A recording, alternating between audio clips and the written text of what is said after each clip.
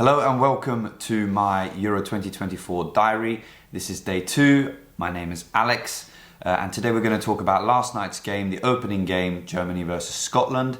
And today's matches, we got Hungary against Switzerland, also in Group A, followed by Spain versus Croatia and Italy, Albania in the group of death, Group B. So a lot of games to discuss. We'll start with last night's game. It was a great performance by Germany. They won 5-1 against Scotland. Lovely performance by Germany with lots of lovely goals.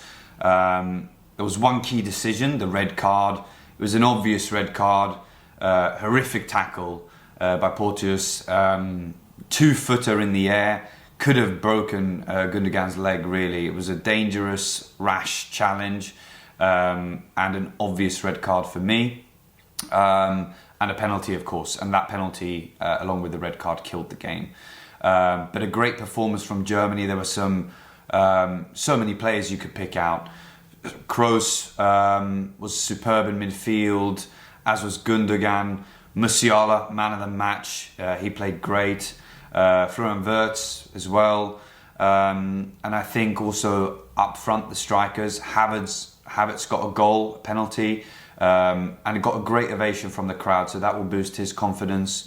And Füllkrug with a real striker's finish, thumping goal, and great to see when the net bulges like that when a ball goes into the top corner is always great to see. So it was a great performance by Germany.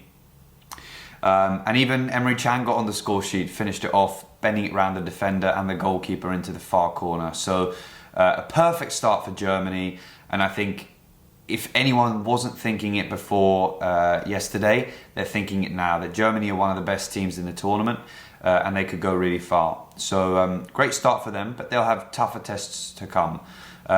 Switzerland and Hungary, probably both of those will be tougher games, and also these are countries located near them geographically, which we know in football always plays a role as well. But great start from Germany. And Hungary and Switzerland will have looked at that game and thought, wow, okay, we really need to win this game today, because winning the game today, Hungary versus Switzerland, will put you in the perfect position to finish probably second, or maybe even first in the group, but probably second in the group and qualify for the knockout. So massive game today for Group A. I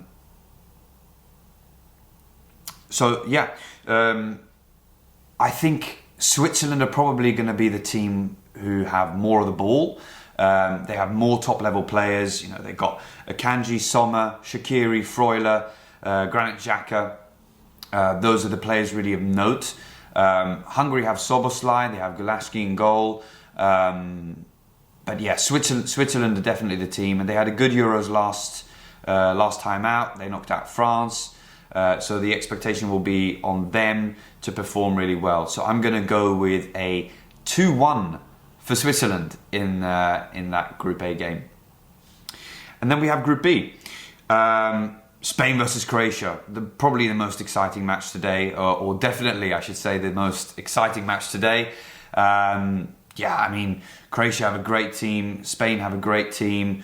Probably not either of those teams are billed as favourites for the tournament, but two very strong teams, and this is the group of death. So let's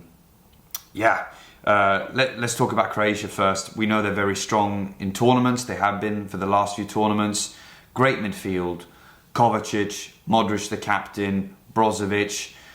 They got players at the back. Gvardiol, Levakovic was very good in the World Cup lately, and they got Kramaric as a striker up top as well. We know he can score goals and is a strong focal point for that team. So, Croatia, big expectations for them in this tournament. And they are also carrying form into the tournament, winning 6 of their last 6. Most recently, a win against Portugal. So, it's a friendly. We know that warm-up game ahead of a tournament. You can't count too much on it, but they are in form, and they will be looking to really put a stamp on this tournament and show everyone how good they are in this tough group. And then we got Spain. Had a very good qualifying campaign. They won 6 out of their last 6 in qualifying, scoring 22 goals in those 6 games. So yeah, a lot is clicking for them at the minute. In March, 2 friendlies against Brazil and Colombia, losing against Colombia, drawing against Brazil, and then finishing off the last 2 warm-up games last week with 5 goals against Andorra and 5 goals against Northern Ireland. Yeah, good way to enter a tournament for Spain. And they have got some really good players as well, particularly experienced in Carvajal, Nacho, Morata, and then some young, exciting talent, Lamine Yamal, Pedri, and in my opinion, they have the best holding midfielder in the world, Rodri. So he is, I would say, the one player who is really, really top world class in that team. But obviously he plays in midfield, and we know what he's done for Manchester City. So yeah, we're expecting things from Spain as well. What do we think about today's game then? It's tough really to say, because you've got 2 very strong teams, and I think both of those teams, it's more important that they don't lose this game than they win it. So I'm going to go with a 1-1 draw, just because I think neither team will want to risk too much to go for the win. And then Italy-Albania, final game of the day. Albania, we don't know too much about Albania really, but we know that they have a few players that we recognise in the starting 11. Hisaj at left back, Jim City, Bayrami all play in the Serie A, along with Armando Broja. So there are some players there that we recognise, and let's see what they can do. But Italy are definitely favourites in this one. Just listen to this starting 11. Donnarumma, Di Lorenzo, Bastoni, Calafiori, Di Marco at left back, Barella and Jorginho sitting, Chiesa, Fratesi, Pellegrini with Scamacca up front.